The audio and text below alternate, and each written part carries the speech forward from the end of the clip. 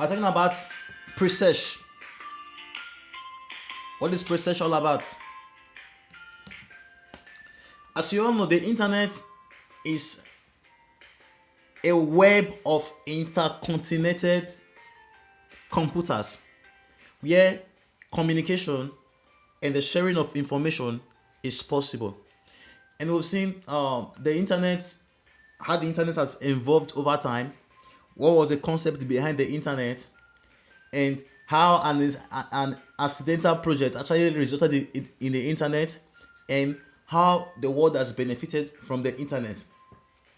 As you all know, most of the countries that have actually developed so far were countries that shared information with people. So it was no more if you discover now the discoveries and the innovation and the technology that are coming out these days are no more accredited to just one person per se, though you might have one person who is the four person, but most of the times it's a team because people are actually working together, they are collaborating, you have bootstrapping and the rest of them.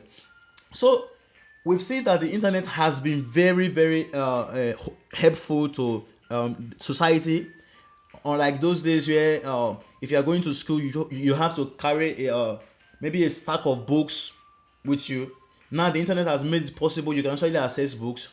And not only that, before the internet we have computers, and these computers you have to install, let's say, a lot of softwares. You have to install a lot of softwares on your system, and you jam pack your software, you jam pack your system with softwares that your system, it takes a lot of time to actually load. Now but with the internet you now have programs which are called extensions you can actually install on your browser and give your browser more functions. Like you could see from my screen, you have you have a calculator here now. Then you have other tools. So, and these are other tools. This is a notepad. Now there are many other tools you can actually install. So you can install, instead of installing something like Microsoft in your system, there's an extension you can actually install. So you also have programs like Adobe Photoshop you can actually install in your system, in your browser. So the functionalities are actually increasing and increasing over the day. Now but the question is, how is it that a new user, someone who, how do I tell my grandmom who, or how do I tell someone who has a grandmother in Africa or somewhere in Asia where they don't know anything about the internet, and they say, okay, this is a smartphone, okay, what can I do with this phone? They say, mom, you can actually bring the world to where you are. That yeah, there's a place called the internet. There's a thing called the internet. It's called a global village. Mom, you can get any information you want at any time you want it. Really? Okay, how do I get this information? I want to buy a car. Okay, type on Google. Okay, how do I know where to buy a car? Mom, there's a tool called Google. What is Google? Google is that tool. You're not explaining to your grandma. Google is that tool that will help you to actually search this information better. You see, mom, there are many places where you can actually buy a car. Now all these places, they are called websites, but you will not be able to know which of the website is offering this tool. So what Google is doing, Google is like a kind of registrar where you actually go to and say, okay, I'm looking for where to buy a car. Okay, you now search where to buy a car. So mom, your grandmom is searching where to buy a car, and she's seeing different places, she's seeing different cars, and she now sees, oh, the images. Oh, mom says, I like this car, I like this. Oh, I like this car, I like this car. Okay, where are they selling it? Then she now goes to map. She now sees everything.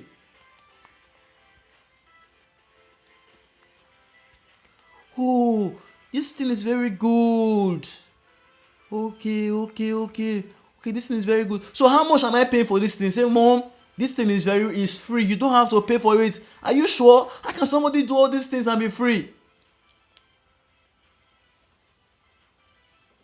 Now, information is being gathered, and this thing is very essential, and people are living off the internet. I think there is no one that does not even know the internet today. You people, listen, it's a social trend today that people do not go to people for information anymore. No, someone wants to do maybe someone wants a counsel on marriage. He no more asks on like those days where someone have to go and ask the elderly people, please, sir, how do I know if I am ready for marriage? Let's ask this. How do I know if I'm ready for marriage? Now, it's no more those days where someone just asks someone that is elderly who has passed through this route before and know what he's doing and ask them. No, it's no more. They ask Google anything. They tell you Google anything. You can say, my wife is mad. How do I handle her? You are having over 20 million search results within 1 second. So people are no more, there's no, the issue of counseling is almost taking off now. You can actually get someone to actually online, you don't know, giving you counsel and all this. Well, Google has been very beneficial to us, but the question is, how free is free? The question is, how free is free? And Google has made us to be very dependent on them. Like, as you see from this website, you have over 140 Google services. So Google is like a hub where you cannot actually neglect. It's an actual hub. You cannot actually neglect. Now, they've offered services ranging from shopping and travel to search services where your voices and every other thing are being done. Well, they have been very helpful, but the question now comes with the privacy. How is Google managing our privacy? Are we private? All these searches we are doing, all these services we are, all these services we are actually getting from Google. How is Google making their money? Because someone cannot be offering all this to you and not making money. Okay, how is Google making their money? Well, you say, well, Google is actually doing a very good service, but I think it's a very great company. Currently, Google have over 57,000 people. Google has been very helpful to people, right? But there's an issue with Google and also some other search engines and some other platforms like Facebook and the rest of them. The issue is the issue of our privacy. Now, if you go and sign up for Facebook, or you want to search for, let's type Google.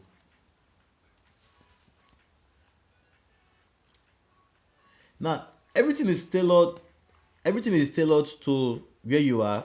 Like, it's telling you my location. Now, it has some privacy concerns and some of the rest things. Now, the question is, we become so dependent on Google. Google offers us image services. Google has a browser. Google even has office suites.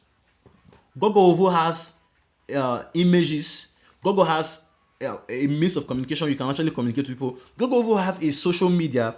Now, Google has business tools. They have their own operating system for phones and computers. And they also have their own building websites, content management softwares. And they also have their own security tools. All these things are helpful. But the question is, what is being done with our data? So there are a lot of privacy concerns in which many countries have actually slammed, like the EU slammed some billions of dollars on Google for actually invading people's privacy, and that was not a very good one. So what today we're talking about Presearch. I've given you the pros, the advantages of using Google and other search engine, and and the disadvantages of these systems. Now I'm introducing you to Presearch. What is Presearch? Presearch is a project that is founded by some teams of experts and advisors, legal advisors, and the rest of them, and some blockchain experts. Now they want to bring in a decentralized web, because all these services I've told you, they have just one aim: to collect data. That is it. From the office tools to whatsoever tools, all of them just have one data. From the translation tools to the Google to speech, everything, they are very helpful, but they have one thing: they are having access to your data. And if you know what privacy is, privacy has to do with you are getting off the eye of the public. So what is privacy? Privacy is, I'm in my bedroom.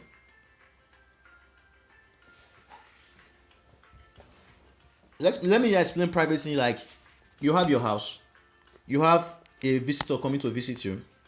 Now we all know that it's very rare, like someone like me, it's very rare that I will actually invite someone. Everybody that comes to your house ends at the parlor. It's only very few individuals that actually make it to the bedroom. Now those people are very unique, but in terms of Google comes to the bedroom without being invited. Yeah, though the services Google are actually offering are very good, but they're actually invading our privacy. So Presearch is actually a project that wants to bring decentralization to how we search the web. So without much ado, let's talk about what Presearch wants to do. Now Presearch has studied, they know what is behind what we actually see as Google, and now they are working. Now this is the front end of Google. This is all people see. This is all people see. Now behind it, you have very complex algorithm. Now this complex algorithm is not. How many people searches the web? Many people don't know, understand what the web is all about. They don't understand how the internet works. All they do is, okay, I want this. They just and that is all, right? So how does a search engine work? Now a search engine works with in few ways. Now I told you that what Google does. Google is a hub. So Google creates on nearly all the websites in the world, and they make these websites, they bring them together into a kind of hub called an index. Now this index, they now have an algorithm that works with this index that makes it what accessible to you. So without making things more complicated, it's very simple. You have, let's say, data registration points. Now this data registration point, let's say in the country where you live, and in the US, for example, you have over 50 states, right? Now in these 50 states, supposing they provide a certain information on, let's say, marriage. Now on marriage, meaning everyone has to actually register with these 50 states, right? Now all these people registering with these 50 states, they now take this information and put them in a central database. In a central database. So anyone that wants to now search for information, now this central database is what they call the index. Now anyone that wants to now search for this information can go to the index, but you can actually go to the index because it's just like a library of information. So they now developed an algorithm.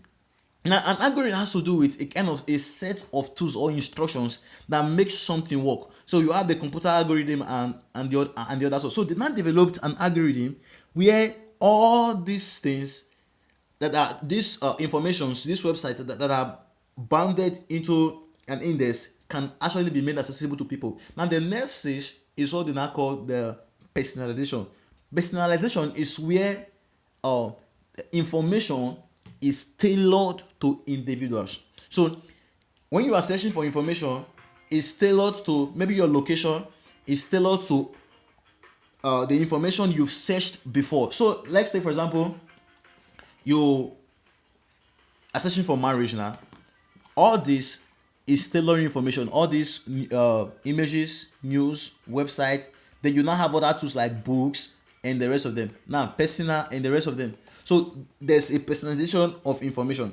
So Google has been very helpful, and people and businesses knew that okay, this Google has been very helpful. How do we now use this Google to actually help our business? Okay, now Google says okay, we'll be very helpful to people. How do we now make money off this thing? That is where advertising now came in. Now mind you, before that, advertising has been since history. What is advertising? Advertising is, I have a product, I want to actually make it known to people. So advertising has been even from biblical days, like when someone goes out and is telling someone about his religion, that what that person is doing is advertising. You may call it evangelism, but that is called advertising. He's trying to tell someone of what he's actually up to. So that is advertising. So you have the business advertising, you have religion advertising, then we have schools and many other stuff. So advertising does not actually end up with the aim of converting someone to actually a customer. Advertising has to do with the you selling out an idea to people. So before now, advertising has gone from the like the medieval age, from what they actually had like from mouth to mouth. Okay, that was advertising. Then there were tools which they actually used to actually advertise in those days, like you have drums and the rest of them. So that is a tool for advertising. Now the newspaper now came with the print media. So people say okay, we can actually put our information on the newspaper. So that's where you now see information being on the newspaper, on adverts. You see advert section on newspapers. That is where they make their money. Now you now have the internet now came. Okay, people say okay, people are no more like reading. If you watch now, if you type one of the news in BBC. Now BBC was on television, you advertise on television. Now there are many newspapers that, if you know, let's say like there's a Nigerian newspaper called or let's say American newspapers like CNBC, like the New York Times. These are newspapers that have been there. So they now say okay, the internet came, we don't want to lag behind. They took the services and they took them to the internet, right? So and all this, they now make money through what? Advertisement. So then the social media came. With the internet came the social media and the search engines. And then the next phase now is what we call the blockchain. Now with the blockchain, what they seek to do, these privacy concerns we are having with Google and the rest of them, we want to eliminate it with the blockchain. And using this, the power tools of the blockchain and smart contracts will be able to execute this. And we're now bringing in DAO, decentralized autonomous organizations. How do we now bring this thing? Okay, we're complaining about Google, that Google is actually selling our data to people. Google is having too much control of the data and the rest of them. Okay, how do we now solve this? That is what Presearch is doing. So what will Presearch do in a nutshell? Presearch wants you now, that is making Google, because Google does not exist without you. Right? Google does not exist without you. Let's take for example a business. If you and I are actually making a business to succeed, will it not be very helpful if you and I are actually getting a share of the profit that actually coming from that business? It will be very good. That is what we call a commission. So if we actually get our own share, if Google is actually making money through our search and the rest of them, why not Google give us a part of the income? So with Presearch, there will be a shared revenue system. So meaning these adverts that are actually coming to the system, you will not be able to interact directly with these people who are actually providing who are actually seeking to do some advertisement. So, and not only that, you will not have control over your data. So no more way your data be shared all over the place without your permission. You know how much data to share, and you know with whom to share your data, because privacy is a very very deep concern. If you've lived in places where like trafficking or kidnapping exists, you will know that your data is something you should actually cherish. Now, the another thing Presearch wants to do, they want to help reduce the fraud. So like the internet, Google is too big. So, and being too big, the risk of fraud are very high. There are many people who are actually doing things that are actually fraudulent that Google cannot actually look into. If you look like Facebook, I think Facebook, over 20 or 30% of the people that create account on Facebook are either let's take are robots created, or they don't actually exist per se, and most of these things are scam. So but with the blockchain, Presearch helps to take away that. And another thing again is, one of the core principles of Presearch is transparency. They will be very transparent. There will be a report on what you are using your data for, and how much is being generated through this data. So there will be transparency in the system, and accessible. It will be very accessible. If you need to reach to if you need to reach to Presearch, they will be very accessible, like on other companies where it's very hard to actually get their attention. Then it's open, anybody can actually participate in the Presearch, because the model Presearch wants to use, they want to use the Wikipedia model, where anybody can actually contribute. Like if you've known Wikipedia is the free online encyclopedia. So anybody can actually submit a post, and once it's validated, it's good to go. And then the last thing is, Presearch seeks to take away this party where someone is actually the one controlling the internet. So what Presearch wants to do now, they want to bring in a DAO and a decentralized autonomous organization. You're seeing the likes of Bitcoin and the rest of them. There is no central body that's actually governing it. Where you might be arguing that if there are no central body, okay, how will this thing work? This thing will work with the blockchain and smart contract. Now, you know, smart contract is,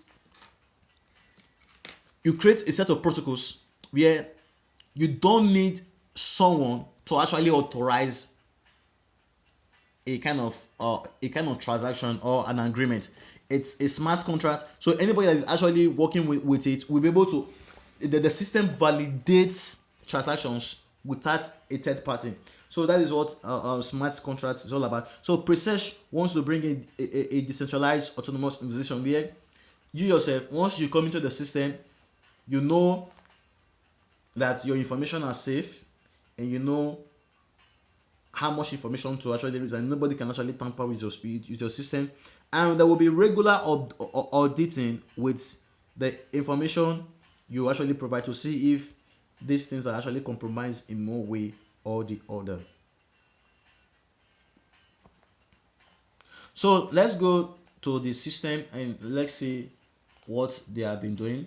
So now they are in the beta stage, and this is the website for the beta stage. So with this search tool now, I can be able to search all across the web. This is just this is just the start for it. So they are working on some information.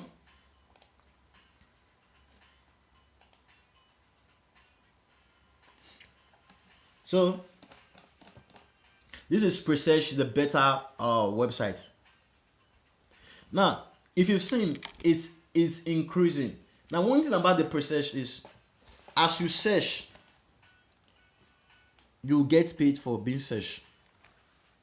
So you get paid from being searched. So the first thing they want to do, they want to create and bring in all the search engine where you can actually get information like what Google is doing and the rest of them.